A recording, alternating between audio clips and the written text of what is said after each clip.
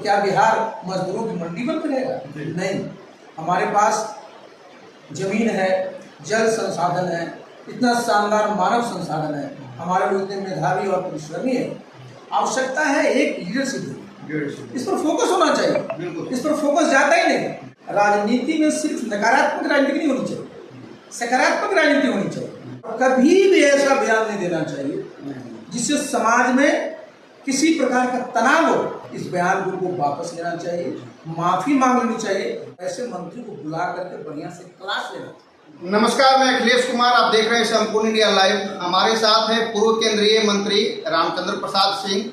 बिहार के राजनीति के केंद्र में बहुत ही चर्चा में रहे रामचंद्र प्रसाद सिंह, आरसीपी सिंह आज हमारे साथ हैं। सर से हम कुछ सवाल पूछेंगे। सर स्वागत है। बहुत बहुत धन्यवाद।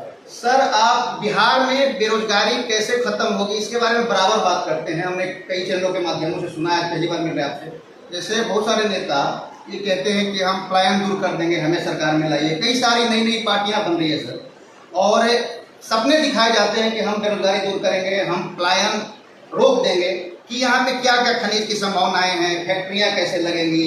आप मंत्री भी रहे हैं सर, आप सब कुछ IAS भी रहे हैं सर, सारा कुछ पता है आपको। इसके बारे में कुछ आप डिटेल्स दो। जिसको मैं बता रहा था कि बिहार में इस प्रकार की खनिज संपदा है जो किसी और प्रदेश के पास नहीं। मसलन क्या देखिए, सोना आज देश में एक भी सोना का खदान चालू नहीं है। कोलार में था वो बंद है। यहाँ जो सर्वे हुआ बिहार में एक जगह नहीं, 2 जगह सोना। हाँ, जेठियन आप जानते हैं, जो हमारे गया, नवादा, नालंदा जिला के बॉर्डर पर है, यहाँ सोना मिला है। आप सोनू जमुई में वहाँ मिला है। तो अगर जब सोना मिला है तो उस पर आगे काम करने की जरूरत है। जब सोना मिलेगा तो देखिए कितनी रॉयल्टी आएगी। दूसरा, उससे जो हमारा ऑक्सिलरी की तरह के हमारे उद्योग धंधे लगे, क्योंकि रोजगार मिलेगा। उसी प्रकार से जो रेयर अर्थ की बात है, केमिस्ट्री में आप पढ़ते होंगे, जो पीरियोडिक टेबल है, इसमें 17 ऐसे एलिमेंट्स हैं जो रेयर है। और आगे आने वाले समय में चाहे IT का सेक्टर हो या इतने कंज्यूमर गुड्स हो या जितने भी अच्छी टेक्नोलॉजी का है, उस सब में रेयर अर्थ यूज होना है। और बिहार में भी रेयर अर्थ बहुत ज़्यादा मिला है। टंगस्टन उतना ही, बहुत सारे ऐसे मेटल जो बिहार में यहाँ पर हैं। आवश्यकता है कि भाई उस पर आगे और काम किया जाए और कैसे खुदाई हो करके वो आगे आए, जिससे लोगों को रोजगार मिलेगा। अभी आपने देखा कि केंद्र सरकार ने गया, आपने देखा है कि इंडस्ट्रियल सिटी की घोषणा की है, जिसमें बताया गया है कि 1.25 लाख लोगों को रोजगार मिलेगा। वो जो एक हब बनेगा, एक हब बनेगा। उसी प्रकार से देखिए, मैं बार बार बात करता हूँ कि देखिए टेक्सटाइल सेक्टर, इसमें रोजगार की असीम संभावना है। देश में नए 7 मेगा टेक्सटाइल पार्क बनाए जा रहे हैं और उसमें साथ में 20 लाख रोजगार मिलने की संभावना है। तो भाई बिहार में आज एक भी टेक्सटाइल पार्क नहीं है। मेगा टेक्सटाइल पार्क तो छोड़ दीजिए। मैंने बात की, मैंने कहा है बार बार, मैंने हमारे यहाँ के ही मंत्री जयंत राजी, मैंने कहा है कि बिहार में, एक नॉर्थ बिहार में, एक साउथ बिहार में textile park, mega textile park बनना चाहिए। तो हमारे बिहार में भी 5-6 लाख लोगों को रोजगार मिलेगा। तो जब रोजगार मिलेगा तो लोगों की आमदनी बढ़ेगी, और आमदनी बढ़ेगी तब तो पर कैपिटा इनकम जब बढ़ेगा तो हम भी जब 2047 में भारतवर्ष जब विकसित राष्ट्र बनेगा तो बिहार भी विकसित प्रदेश बनेगा। और अगर नहीं होगा साहब तो हम बिहार पिछड़ जाएंगे। तो पहले तो अंग्रेजों के ज़माने में गुलाम थे और आगे भी हमारी यही स्थिति रहेगी। तो क्या बिहार मजदूरों की मंडी बन रहेगा? नहीं। हमारे पास जमीन है, जल संसाधन है, इतना शानदार मानव संसाधन है, हमारे लोग इतने मेधावी और परिश्रमी है। आवश्यकता है एक लीडरशिप, इस पर फोकस होना चाहिए। इस पर फोकस जाता ही नहीं, उसी पर फोकस करना है कि कैसे निजी निवेश बढ़े। निजी निवेश बढ़ेगा तभी रोजगार आएंगे, और रोजगार आएगा तभी हमारे लोगों की आमदनी बढ़ेगी और तभी हमारा प्रदेश विकसित प्रदेश बनेगा। अभी सर हम लोग बिहार में रोजगार कैसे बढ़े इस पे बात की है। सर अब राजनीति से रिलेटेड कुछ बात कर लेते हैं। सर आप अभी भारतीय जनता पार्टी में हैं। सर एक प्रशांत किशोर जी नया पार्टी बना रहे हैं, 2 अक्टूबर को स्थापना है, जन स्वराज पार्टी। प्रशांत किशोर जी को आप कितना चुनौती मानते हैं भारतीय जनता पार्टी के लिए विधानसभा चुनाव को? देखिए, एक बात मैं बता दूँ, मैं ऐसा व्यक्ति हूँ जो इसका मैं समर्थक हूँ कि ज़्यादा से ज़्यादा लोग, पढ़े लिखे लोग राजनीति में भी तो एक प्रतिस्पर्धा होनी चाहिए ना। देखिए, राजनीति में क्या होगा, राजनीति में सिर्फ नकारात्मक राजनीति नहीं होनी चाहिए, सकारात्मक राजनीति होनी चाहिए कि भाई बिहार की जो समस्याएं हैं, बिहार के जो मुद्दे हैं, उसके समाधान के लिए आपके पास वैकल्पिक क्या विचारधारा है, वैकल्पिक क्या आपके सामने रोड मैप है, उसको प्रस्तुत करना है। तो देखिए, मैं तो इस बात का स्वागत करता हूँ जितने भी नए नए लोग, अच्छे सोच के लोग राजनीति में आएंगे, उस राजनीति मजबूत है।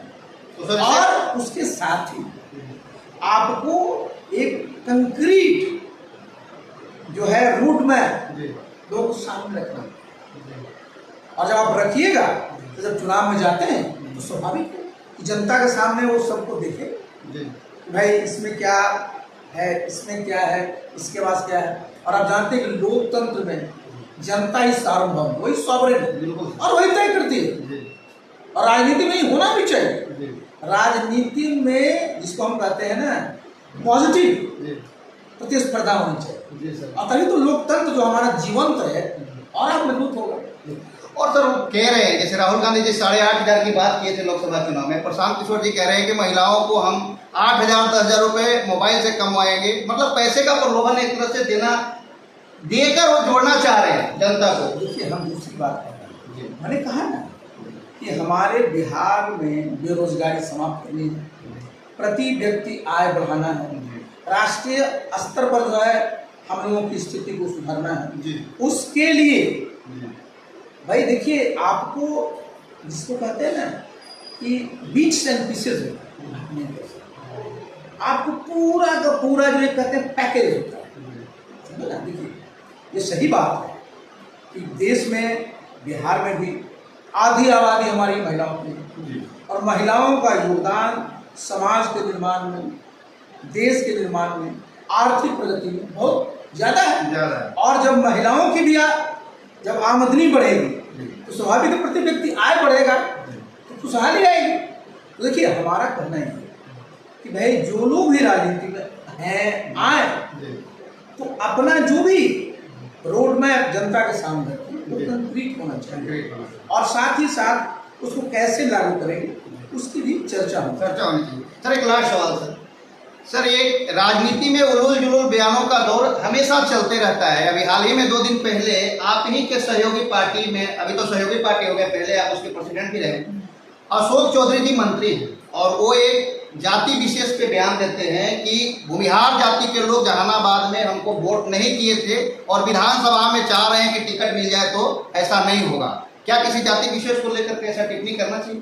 देखिए, हम लोग सब लोग लोकतंत्र में, और लोकतंत्र में संविधान सर्वोपरि है, और भारत का संविधान बहुत स्पष्ट है कि जाति के नाम, धर्म के नाम, क्षेत्र के नाम, भाषा के नाम, लिंग के नाम आप भेदभाव की बात ही नहीं कर सकते। देखिए, आप संविधान का शपथ लेते हैं बहुत लोग, और देखिए जिस पार्टी में भी हैं उनके नेता नीतीश बाबू हैं, उनकी सोच क्या है नीतीश बाबू की? वो हमेशा बात करते हैं समावेशी विकास, समावेशी समाज की स्थापना की बात है। तो भाई नीतीश बाबू तो सबको जोड़ना चाहते हैं, सबको साथ लेकर के चलना चाहते हैं, और अगर उनके मंत्री इस प्रकार का बयान दें इसमें पूरा का पूरा जो सामाजिक, जो उनका सद्भाव का ताना बाना नीतीश बाबू ने बुना है, उसमें अगर कहीं दरार पड़े तो उचित नहीं।